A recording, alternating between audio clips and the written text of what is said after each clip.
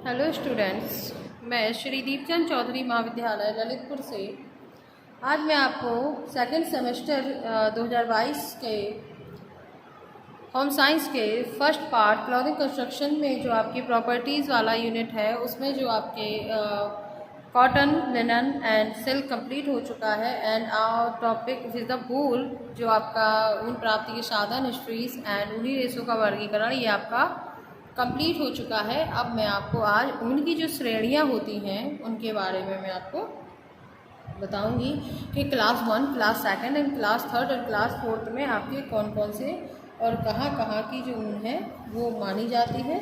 इसके अलावा next videos में मैं आपको मैन्युफैक्चर और इसकी जो केमिकल प्रॉपर्टीज़ हैं और फिज़िकल जो प्रॉपर्टीज़ हैं उनके बारे में भी मैं आपको डिटेल में एक्सप्लेन कर दूँगी, तो उसको आप देखिएगा। तो अगर हम संसार में लगभग जो भेड़ें पाई जाती हैं वो 40 प्रकार की जाति की भेड़ें पाई जाती हैं, जिसमें क्रॉस ब्रीडिंग से जो लगभग संकरण द्वारा लगभग 200 प्रकार की भेड़ें तैयार की जाती हैं या की गई हैं। और इन सभी भेड़ों तथा अन्य जानवरों की जो खाल है उससे प्राप्त जो ऊन है उस भेड़ की किस्म, उनके रहने की परिस्थितियाँ, उनके भोजन आदि से प्रभावित होती हैं। और इन सभी भेड़ों व जानवरों से जो ऊन प्राप्त होती है वो अलग अलग किस्म व अलग अलग श्रेणी की होती है। कहीं की भेड़ जो है उनका ऊन कड़ा होता है तो कहीं की भेड़ों का ऊन जो है वो नर्म होता है। किसी स्थान की भेड़ों का ऊन तो मोटा होगा तो कहीं कहीं की भेड़ों का ऊन जो है वो पतला और महीन होगा।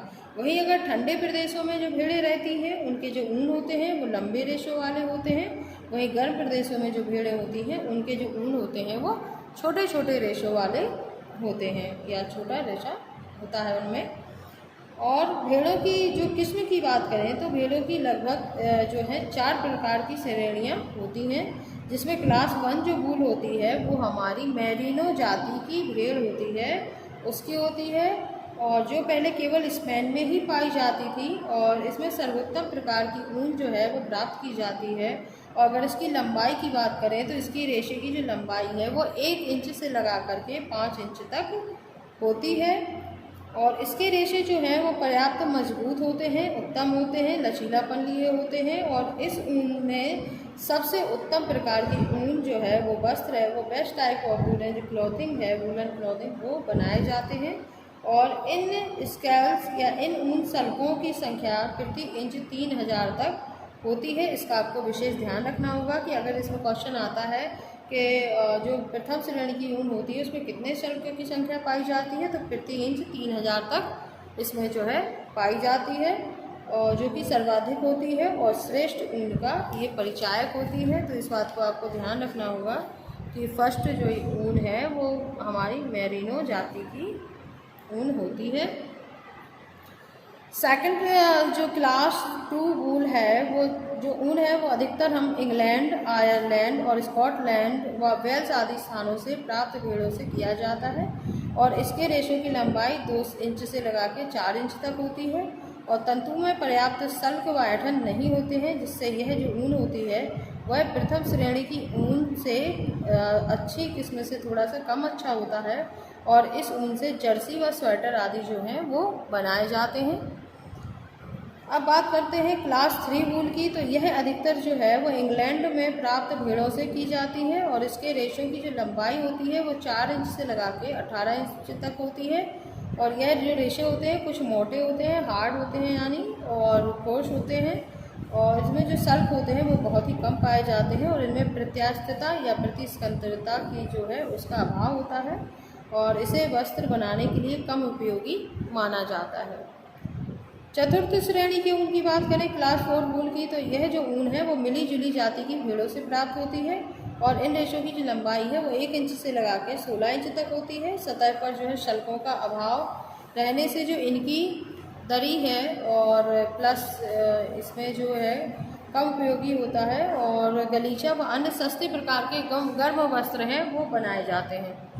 तो इसका आपको विशेष रूप से ध्यान रखना पड़ेगा कि फर्स्ट में कौन सी आती है, मेरिनो जाति की आती है, सेकंड क्लास में कौन सी है, थर्ड में कौन सी है और चतुर्थ में आपके कौन कौन सी वूल्स आती हैं, इनको आपको देखना होगा।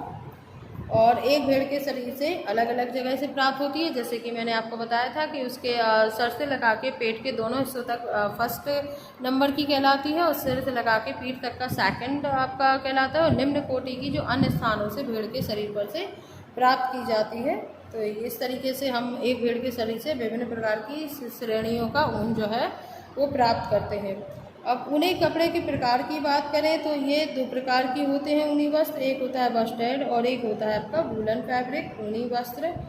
ठीक है, तो इसको भी आपको ध्यान रखना है। इसमें कुछ ज़्यादा नहीं पूछा जाएगा कि वस्टेड और ऊनी वस्त्र कैसे होते हैं। तो जो वस्टेड जो होते हैं वो लंबे सीधे रेशों से बुना जाता है। इसकी धुनाई कंघी की जाती है और इसमें रेशे जो है समानता स्थिति में होते हैं, चिकने होते हैं, ऐंठन वाले होते हैं, भार में हल्के होते हैं।